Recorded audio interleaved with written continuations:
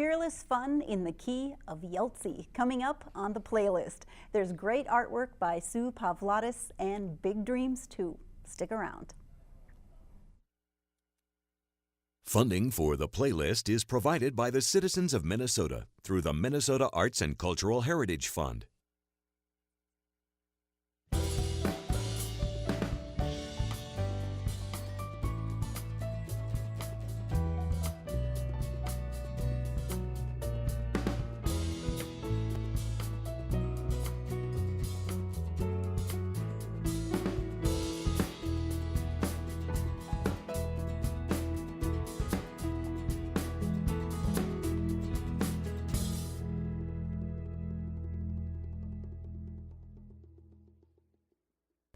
Live music flows naturally from our guests tonight. Jason Wiseau, Sarah Softitch, together with Danny Cosgrove, weave rich paintings with sweet sounds. Please welcome Yeltsy.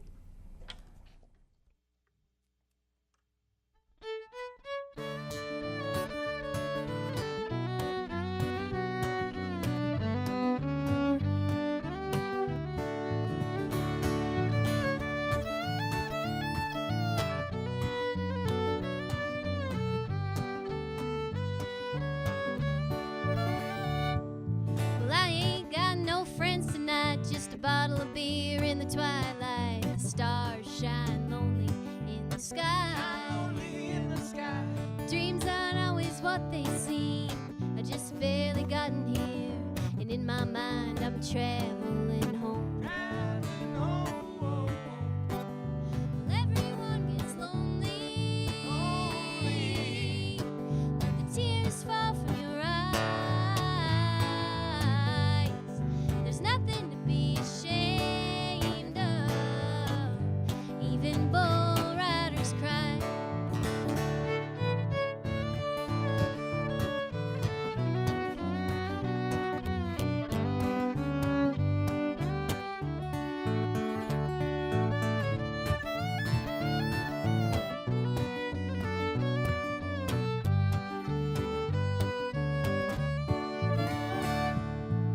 Well, I met a wandering man. He played the drums in a country band. He combed his hair by putting on his hat. A lady should not take advice from some strange, lonely guy. I smiled at him and went on my way. Everyone gets lonely. Let the tears fall from your eyes.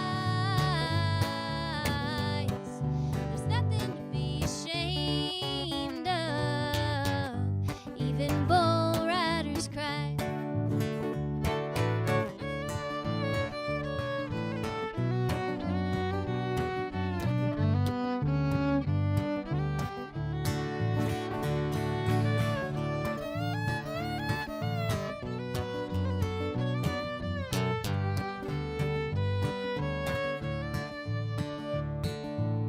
I never seen a rodeo until I found New Mexico. Way up in them hills, the cowboys ride. A passion for dirt and blood. Well, they're doing what they love, living hard and living on a dime.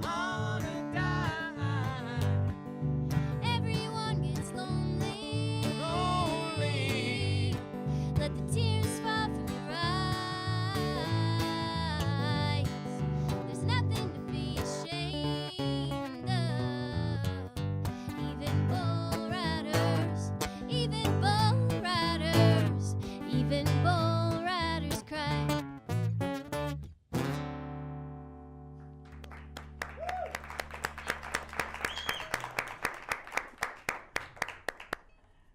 Well, we'll hear more from Yeltsy and find out where they're heading later in the show. It's all about fresh adventures. At this very moment, a new contemporary art gallery is taking shape in Duluth. It's a dream for Calvin Stalvig and Jess Lashinsky.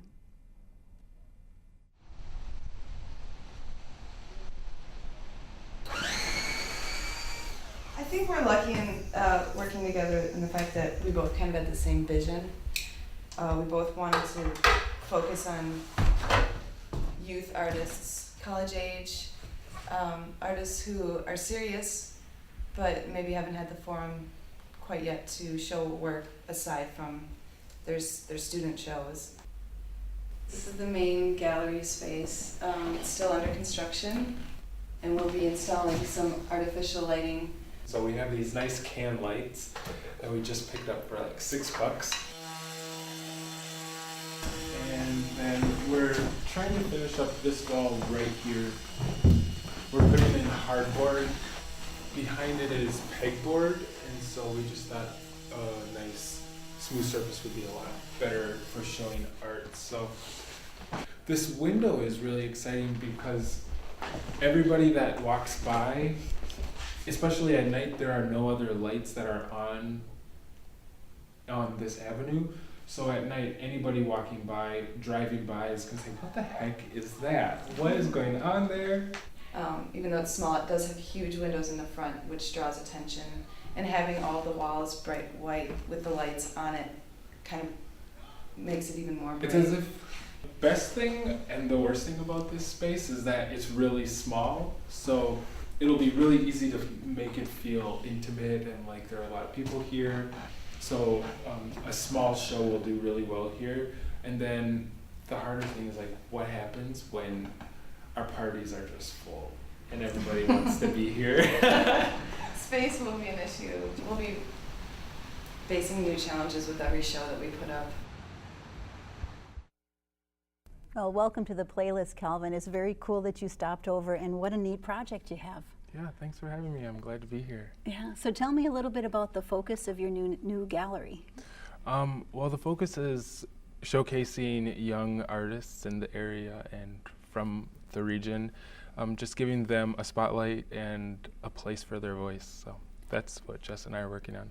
You were talking about that voice is not the same maybe as the generation beyond, older or even twice as old. You know, what's different about the voice of an emerging artist or a younger artist? Well, I think it's really interesting how our world is so, as a young person growing up, we're so filled with technology and the internet.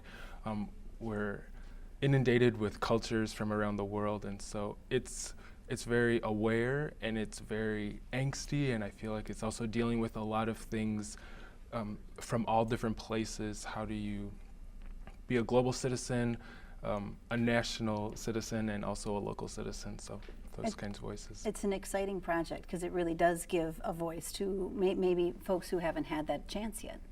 I hope so. Yeah, that's what Jess and I are hoping.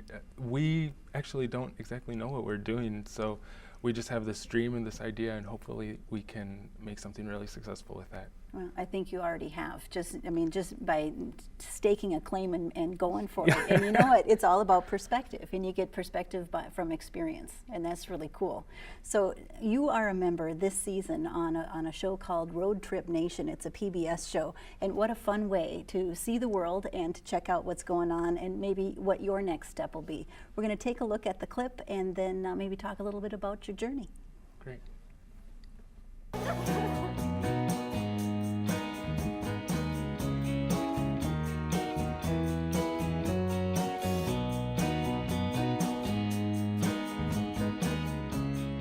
I always knew myself as an adventurous person, but I feel like this trip really made me see that I really love this new experiences. I would say 95% of the places we've been, I've never been before. Seeing all these different new geographies, ways of living, have this been really mind expanding. We're gonna go and wash the RV. It hasn't been washed at all since we've had it. And there's a power washer. Sweet.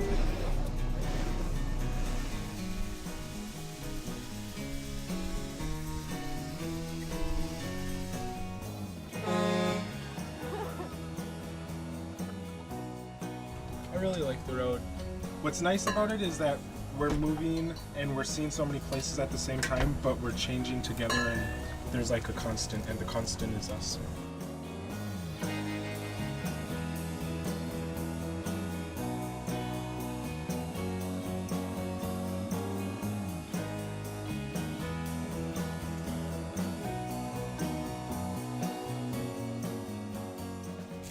So nobody is going in the jacuzzi. Are you? It's not a jacuzzi, it's a public fountain. It's not even warm. When people talk to us and they say like, don't waste time finding out what it is that you love, I realize that with traveling, I'm gaining so much time, like so much time. Calvin, he's just always like, yeah guys, let's do this, and I know it's gonna be okay, but we're just gonna do it. And I'm trying to learn from him because I want to learn from him how to just already have the confidence like walking into something. That was the perfect thing after dinner, a nice nightcap. Good night.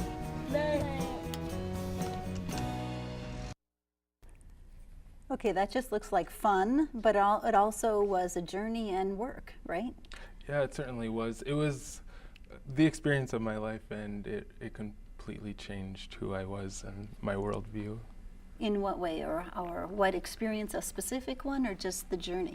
There were several specific experiences, but first of all, working with Tina and Vanessa, I had never met them before my road trip, so that was very exciting to meet them and develop this whole life together over 6 weeks. We interviewed 29 people across the United States and just asked them, what is it that makes you feel alive, and what are you passionate about, and what lessons do you have to offer us? So to hear over and over again things like, you just have to do it, you just have to go and worry about the consequences later, or just really live by doing what you love,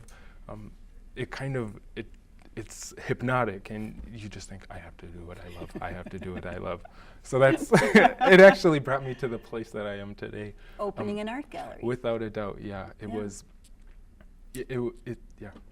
certainly. And without fear, or with anxiety, with fear, or yeah, just acknowledging embrace the it fear and go. that's there. I did not really want to work too much in art or community right yet. I didn't feel like I was ready, and then I went on this long journey and was facing all of these trials and tribulations. My truck broke down. I'm thinking, what am I doing with my life? And all these people last summer told me that I'm supposed to do what I love, and I don't know what I want to do. And then it suddenly brought me back to Duluth and opening an art gallery with a good friend. And but yeah, it helped out. Yeah, that's fantastic. Well, I wish you all the luck, Oh, all the way thank you around. very That's much, very Karen. cool. Thank you for taking the time to come over and share your journey. Oh, it's my pleasure. Yeah, I'm and- glad I could be here. And does the gallery have an open? It doesn't have an opening, a name yet. I just called it a gallery opening, Yeah, November but, 11th. November 11th.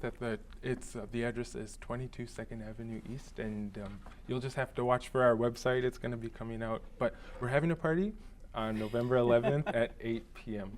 And it'll be a good one. I know it. Oh, you better know it. All right. Well, we'll be back with an artwork of Sue Pavlatos after a quick break. Come with me. Come on. What man? I'm Tammy Ostrander, and I'm the director for Twelfth Night. That's Shakespeare's classic comedy. My name is Luke Morbeck, and I am portraying the character of Antonio. If you offend him, I for him defy you.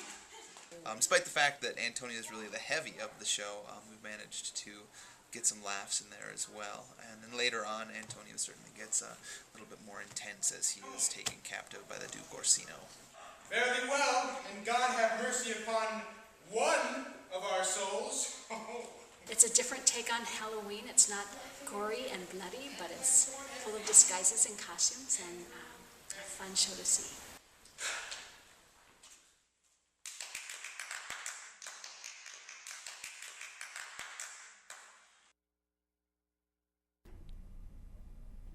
Sue Pavlatos uses both sides of her brain. With the flow of her watercolors and chemistry of acrylic paints, she captures familiar landscapes in bold shapes and vivid hues. Her Cloquet studio is packed with possibilities.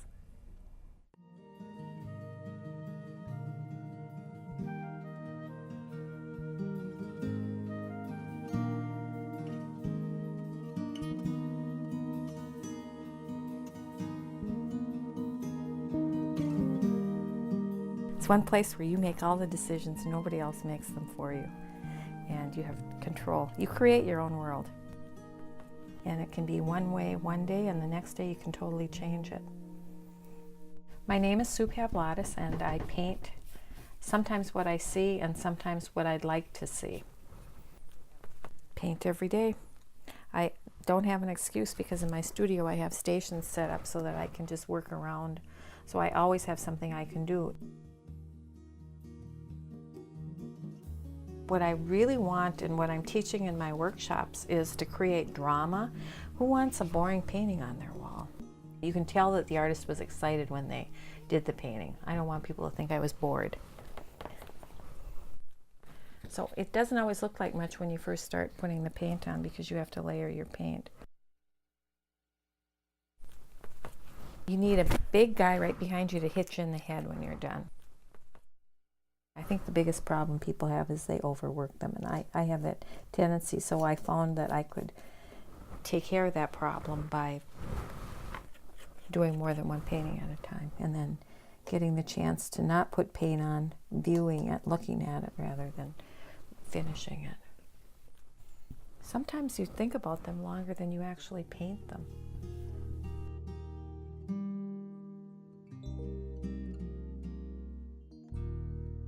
It might need a little tweaking. It's pretty much done. I finished it in my studio in Minneapolis.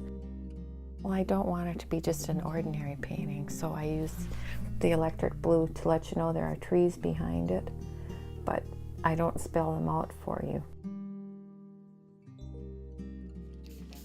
It's really relaxing to paint. It's how you get rid of all your troubles. And if you don't get to paint, then you have trouble.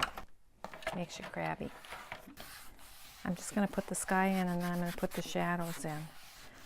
And I'm not into small brushes for anything, so. And I've got my trees back there. I might as well do those while I'm thinking about it. And let them run into the sky so they're not as defined. It gives you a better feeling of depth when you do something like that. And without really doing a lot, I pretty much have my painting laid out. Landscape painting to me is like a puzzle, and when it turns out good, then you solve the puzzle, and if you don't, then you do a new one. And it's really fun. And you take it as far as you want. But what I found as I have progressed in my painting is that I want less detail and more shape, so that they're really strong when you look at them. I don't do very weak paintings, and I want you to feel that strength when you look at my paintings, even though I'm not real tall. I want my paintings to be tall.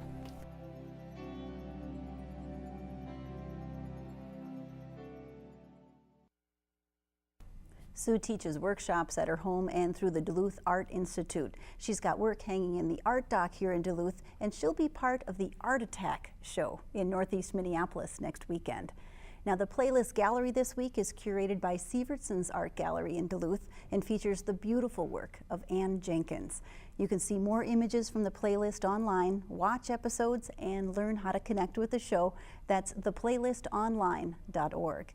And now, once again, please welcome Yeli.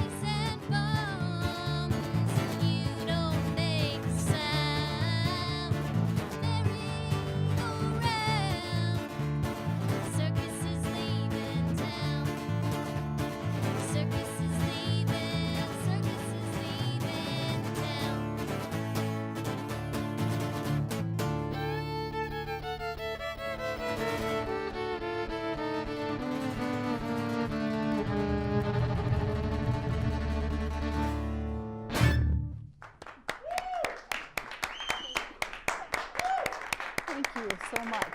Thank you so much for being here. Now, if you're a local music fan, some of you may be familiar. Sarah Softich in the center, Danny Cosgrove from the All Rights, as well as from Yeltsin, and Jason Rousseau. Thank you very much. Yeah, awesome to have you guys. So tell me a little bit about how long you've been playing together as Yeltsin. As the band Yeltsin, I guess, since 2006. But Jason and I have been playing for 8 years together in some random thing, and then we got really lucky and added Danny about a little over a year ago. Yeah.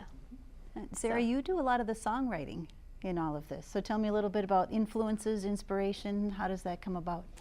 I usually don't think about it when I'm writing a song. I just sit down and do it and don't expect anything out of it, and then just do that a lot, and sometimes a good one comes. A lot of good ones, because I understand there's a new CD out in the works. Yep. Highway to the Sun? Highway to the Sun. When Jason and I have been touring for, I think we've gone out west like 6 or 7 times, and we found Taos, New Mexico, and I fell in love with it the same way that I fell in love with Duluth, except for it's the polar opposite. And so I keep feeling drawn to go back there. So I've gone back there on a few songwriting retreats, and I'll just write a song a day for a month, and I'm alone there, so it's all by myself writing songs for 30 days at least. And what an awesome experience to have the focus and the time and the distraction. But I know, Jason, you want to go down and visit, right? Yeah. Something about going to Taos in the wintertime is very appealing, I think. Yes. Yep. And congratulations. Tell me about the Wurlitzer.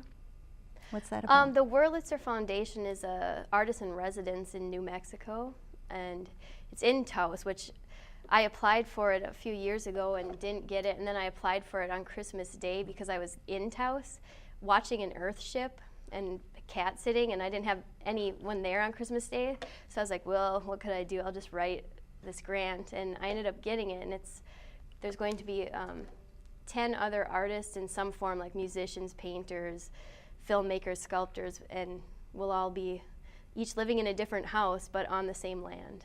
So it will be very interesting to meet you when you come back and see what kind of songs come out of that experience. Yeah, I'm very excited about it. Yeah. Well, congratulations, and thank you again for coming over and sharing your music. I know we have one more song from you guys before we're done. But first, I'm going to tell you to look for Sarah's new CD, Highway to the Sun, out next month, or really soon. Yeltsin plays the day after Thanksgiving at the Lyric Center for the Arts in Virginia, and in early December at Beaner Central here in Duluth, and the Gunflint Tavern in Grand Marais. Thanks for watching tonight. Next week, you'll hear more great music and meet Duluth's premier stage designer. Until then, have a great weekend, and go out and support the arts. Take it away, guys. Thank you. Thank you.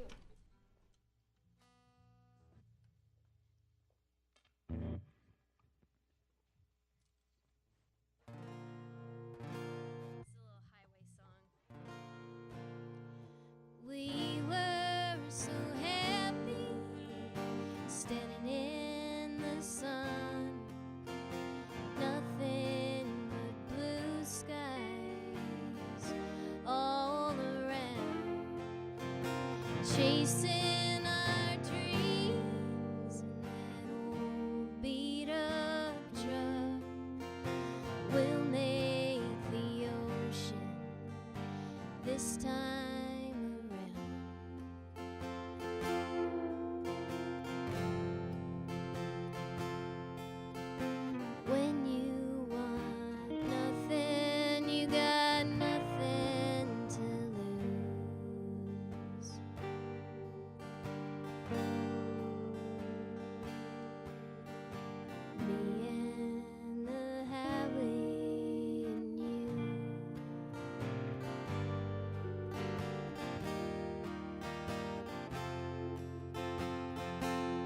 Funding for the playlist is provided by the citizens of Minnesota through the Minnesota Arts and Cultural Heritage Fund.